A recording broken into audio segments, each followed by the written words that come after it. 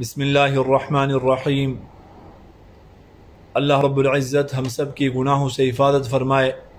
ان کے بہت بڑے نقصانات ہوتے ہیں اور ان کی اپنی ایک نحوست ہوتی ہے، ایسی نحوست کہ انسان کبھی نیک اعمال سے محروم ہو جاتا ہے، ایسے نیک اعمال سے جو انسان کے معمول میں داخل ہو چکے ہوتے ہیں۔ حضرت سفیان ثوری رحمہ اللہ تعالیٰ کے نام سے ہم اور آپ میں سے کون واقف نہیں ہوگا؟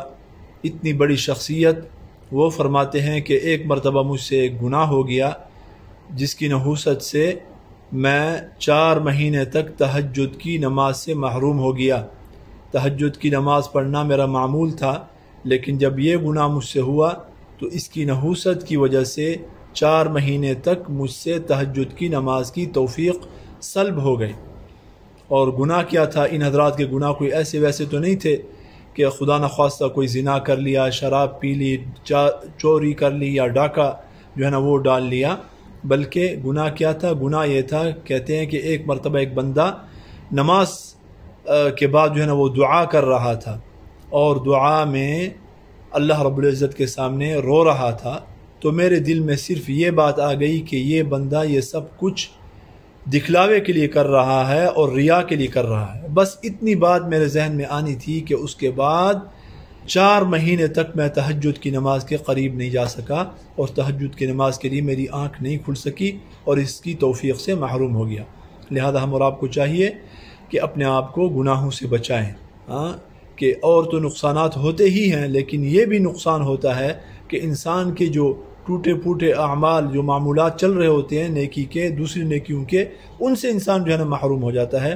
اللہ رب العزت ہم سب کی جو ہے نا گناہوں سے حفاظت فرمائے، اور خصوصاً یہ تو بہت بڑا گناہ ہے کہ انسان دوسرے مسلمان کو جو ہے نا حقیر سمجھے۔ ہمارے استاد حضرت مولانا عبد المجید صاحب شیخ الحدیث کوئٹہ والے، وہ فرمایا کرتے تھے کہ جب بھی انسان کسی کو کسی مصیبت کے اندر مبتلا دیکھے، چاہے وہ دینی مصیبت ہو یا دنیاوی مصیبت ہو، کسی کو آپ نے مریض دیکھ لیا، کسی کو آپ نے جو ہے نا مشکلات میں دیکھ لیا، کسی کو آپ نے کسی گناہ میں یا کسی اخلاقی کمزوری میں مبتلا دیکھ لیا، تو انسان جو ہے نا یہ دعا کرے۔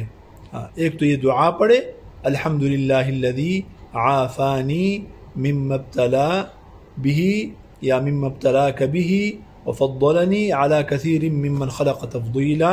ایک تو یہ دعا پڑھے، اور دوسرے اپنے دل کے اندر جو ہے نا بڑائی نہ آئے اور اس کو حقیر نہ سمجھے، بلکہ اس کے لیے بھی دل سے دعا کرے۔ یعنی اس پہلے یہ دعا کی، اس کا مطلب یہ ہو کہ یا اللہ تیرا لاکھ لاکھ شکر ہے کہ آپ نے مجھے اس مصیبت سے، اس تکلیف سے، اس اخلاقی کمزوری سے میری حفاظت فرمائی، اور پھر یہ کہ آپ نے مجھے بہت سارے لوگوں پر فضیلت عطا فرمائی۔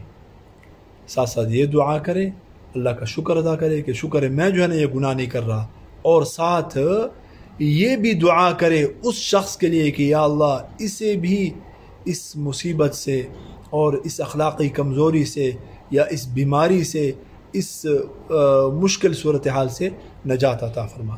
انسان جب یہ 2 کام کرے گا تو استاد جی فرماتے تھے کہ اللہ رب العزت اسے اس چیز میں مبتلا نہیں فرمائیں گے۔ اللہ پاک ہم سب کی حفاظت فرمائے۔